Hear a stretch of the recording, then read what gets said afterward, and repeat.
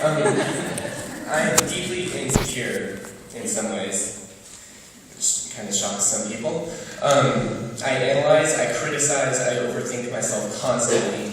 Even when I'm in the moment and I'm just being myself and going with the flow, it doesn't really matter. Later on, I'll lie awake at night, thinking about what I did then. Like, Ethan, why did you say that? God, you're being such a dork. You look like you're trying to impress people. You could have, should have responded, act, thought, felt differently. Mess up, failure, and it comes from a fear of not being liked.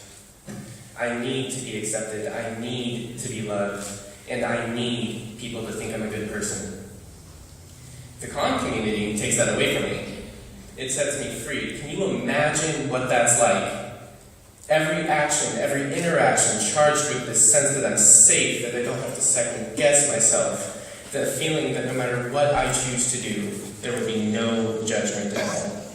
That is what con is for me. It's this invisible hand that lifts you up, formed out of every kind word said in sleepy cabins, every peaceful moment of silence had while walking hand in hand and staring at the stars, every tear, every smile. Can you imagine what that feels like? The deep sense of peace that almost seems to take on a presence like a scent and waft through the air.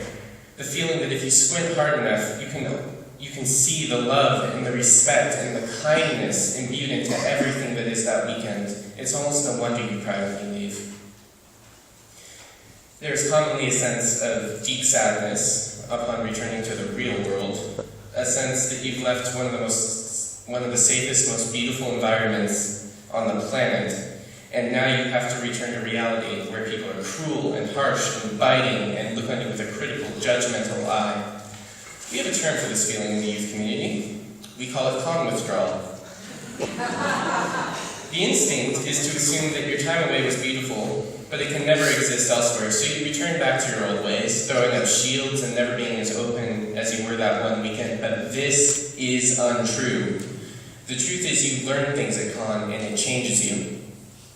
It has taught me what it means to be a Unitarian, what it looks like in an environment where the 7 principles are actively followed, and it is beautiful.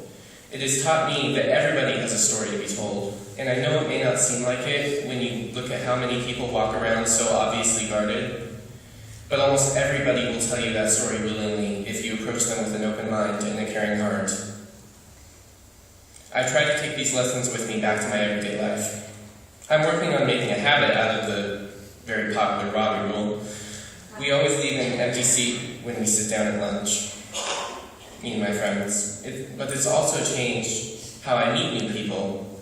Because one part of con that I love is how easily you can approach, talk to, and become close friends with somebody, quite literally in the space of about 15 minutes. I try to take this carefree approach to friendship back to my high school.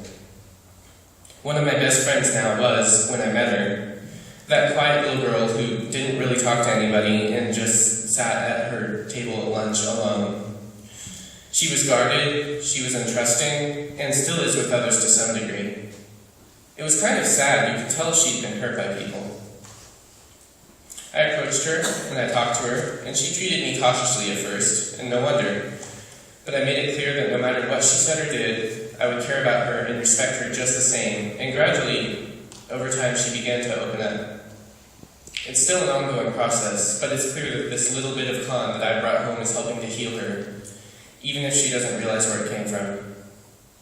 And that interaction and healing process, more than anything else, has taught me that if this community can exist in one place, it can exist anywhere else, because, and I mean this in the kindest possible way, there is nothing about me or any of these other youth that makes us somehow better or more special than any other teenager. You see a group of us walking down the street, it's not like we're glowing with our own special light or anything, we're just like anybody else.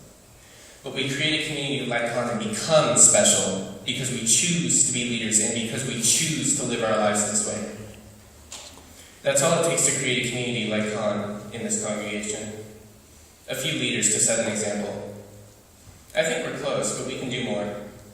Practice the Robbie rule. Invite people into your group and try not to let yourself fall too far into the habit of only speaking to the people most familiar to you. Remember that every interaction you have, however small, is important while it's happening and should be treasured. Approach people with honest respect for their stories, because you'd be amazed at how much people will share with you if they know you care. Go to lengths to make them feel safe, and if something is wrong, change it. We can do this easily. There's no reason why college should have to be such an unusual experience.